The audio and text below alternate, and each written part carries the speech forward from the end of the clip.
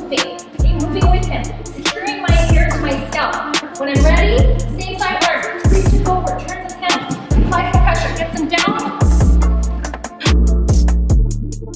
We are here in Calgary, Alberta with our homegirl, Diana Trang.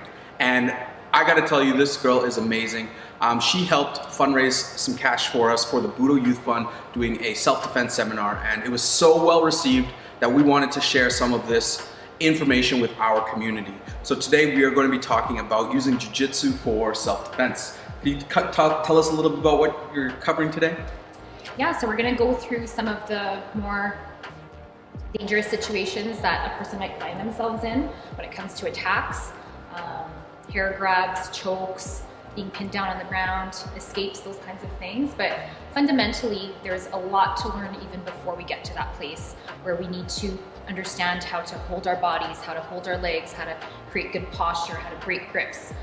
Those kinds of things are really important to learn before we move on to those more advanced techniques, but all of it together has value. Awesome. And we were talking about it off camera. What we want to do is inspire people to train, to get into martial arts and train arts like Jiu-Jitsu, self-defense arts, because they're very important and they can keep you safe. So we hope you enjoy this segment, and here we go. All right, we're going to start with our base. So in Jiu-Jitsu, our base is our legs. It's how we're holding our legs, whether you're standing up or whether you're on the ground. We're going to talk about standing up to begin with, because obviously if you can start a situation where you can avoid being on the ground, you notice there's some danger somewhere, situational awareness, just being aware of what's around you, you're starting standing up. How you hold your legs. So most people don't just stand like this as they're walking around. You want to be standing normal, but at any time that danger is presenting itself, you want to be able to jump into that base where you have a slight bend in your knees, your feet are apart, creating a wider base so it's harder to take down, just like that. Okay, you notice that my hands are also up because obviously if I notice something that's dangerous coming towards me, whether it's a person or a weapon, I want to have my hands up so I'm prepared to protect my head, my face, like that. Okay, notice also my posture, standing straight. I don't want to have a bend. This feels awkward just doing it, right? But when there's an altercation, if somebody's coming, they're also grabbing onto you, you want to be aware of that posture so that if they're pulling you, pushing you, that you're not allowing them to manipulate your spine. You want to keep it strong, upright, head up also, how you're holding your head so that you're not looking down. You want to always be looking at the object, at the attacker, at your opponent. All right, we're gonna roll through some grip breaking techniques, but of course, talking about our posture, our stance, our legs, our base, implementing that into our technique as well. Okay, so if Kyle comes in, I wanna make sure that my hands are up, because if my hands are not up, I'm not gonna be as prepared, obviously. Notice how my legs and my posture, I'm standing straight, I have a strong posture, my legs are bent a little bit and they're staggered. Okay, so that when he comes in, I'm deflecting, right? But I don't just have to deflect and my hands are back up over here. I'm gonna hold and secure that grip so that he doesn't make it again. Okay, that's that first stage. Second stage might be that I was a little bit slow. He came in, he drove in a little bit faster. He made some contact but wasn't quite secured in that grip. So I can just go easy, 2 hands to 1 wrist, okay? Push and pull away, keeping my posture the whole time. Okay, that's when he hasn't yet secured that. Easy to do, push and pull away. But when we're in that third stage where he's holding a lot tighter, I'm keeping my posture, okay, grabbing onto his wrist, grabbing onto his thumb, peeling his thumb, push and pull, okay? Sometimes you really have to work on it because it's so secure, but peel that thumb, push and pull away. It works. Really strong. We're gonna be doing a hair grab technique right now. Same thing as usual. My hands are up, keeping my base, keeping my posture so that I can stop it before it happens, right? If it's too late and he came in too quick, he's grabbing onto my hair.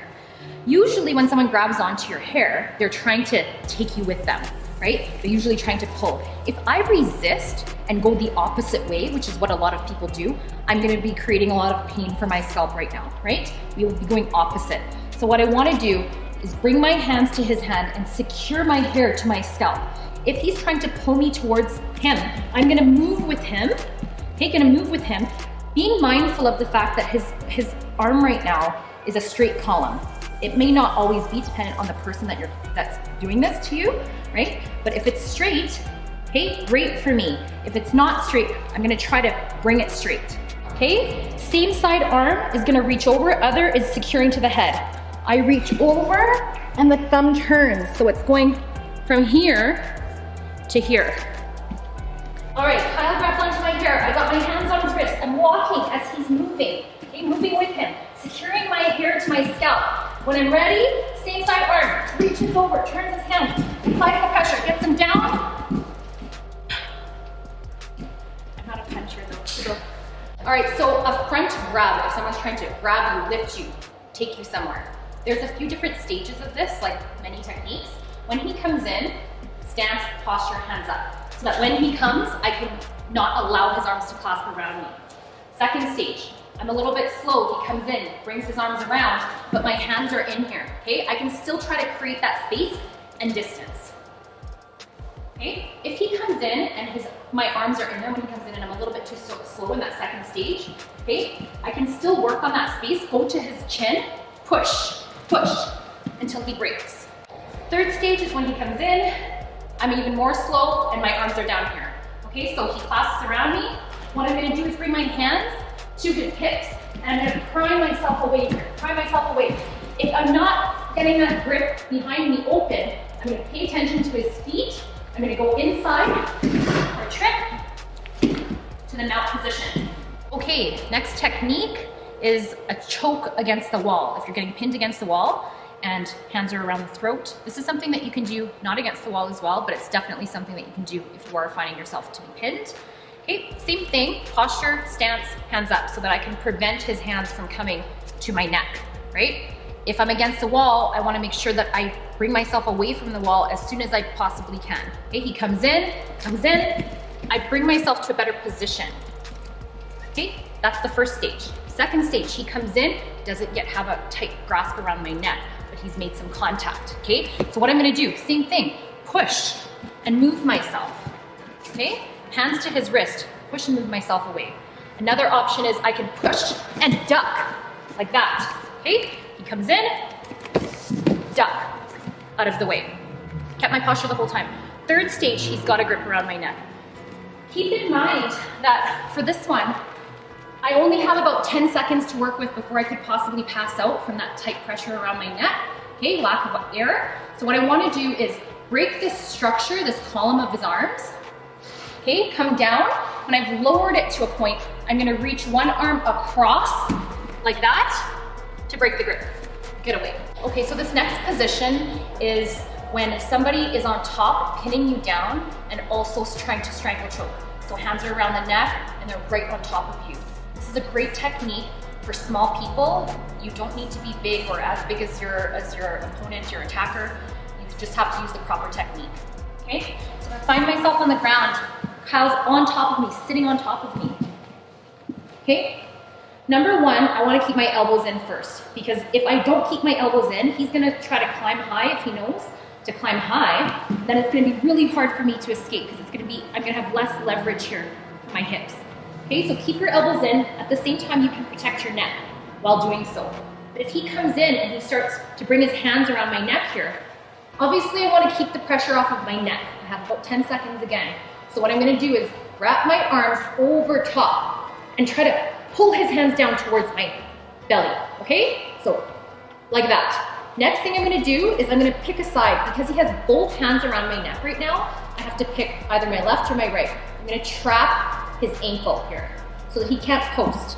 So I trap his arms as I try to pull the pressure away from my neck, bridge, get away. Okay, this next technique is from a position in Jiu-Jitsu we call guard. So in Jiu-Jitsu, our guard is our legs. There's different types of guards in Jiu-Jitsu. This one is going to be called the close guard. It's a close guard technique where Kyle is on the other side of my legs and my legs are wrapped around him. Okay. Obviously, you can see that this is a common position for a woman to find herself if she's getting attacked, the other side of my legs. Okay, but we can use this and grow confidence in this position. So I'm locking up, okay? I'm locking up my legs. If he tries to go for a choke from this position on the other side of my legs, I can use my hips and the length of my legs to just kind of push him away, okay? Keep him away while grabbing onto his wrists. But if he then grabs onto my wrists, right, we can swim out. Swim out. If he's got really tight grips and it's really hard to do that. You find your hands wrapped up. Now I just have my legs. What I'm gonna use is my legs to pull him in towards me, okay, to break his posture. Okay, I'm gonna swim my grip out, grab onto him and hold him down. He's gonna keep trying to grab onto my hands. Okay, so if this one's tied up, what I'm gonna do is I'm gonna start to climb. Keep him down like this, wrap, into a triangle choke. Okay, so we can choke with our legs as well. All right, guys, thank you so much for joining. As you can tell, she's very well trained and has a lot of skill set and a lot of knowledge, and I was glad we could share that with you today. I think one of the most important things to take away with is to train. She trains all the time, and you know, I think putting martial arts into your lifestyle is one of the most important things you can do. But thank you so much for joining. Where can people find you? How can they get in contact with you? Yeah, website, Facebook, Instagram, it's all linked here. So right. We'll put it right here. Shoot me a DM, love to have you. Like Kyle said, echoing that same sentiment of just taking this, adopting it as a lifestyle practice. There's that sports side of it, makes us in great fit shape, you know, but there's that whole self-defense side where, you know, the more you practice, the more possible it's going to be for you to execute these things. And there's countless scenarios, even from just one technique that we did. That's one of many. Perfect. Happy training, guys. Till the next video. Wow. Thank you so much for making it to the end of the video. If you enjoyed our stuff, please hit that like, subscribe, share button. We want to spread this message of the power of martial arts to as many people as possible. We truly believe that people can tap into their true potential through the vehicle of martial arts. If you want more Budo Brothers, make sure to check us out at www.budobrothers.com, where we're doing product drops all the time. We have apparel, training tools, so many innovative stuffs to match a martial arts lifestyle. And guys, thank you again for making it to the end of the video. Until the next one, happy training.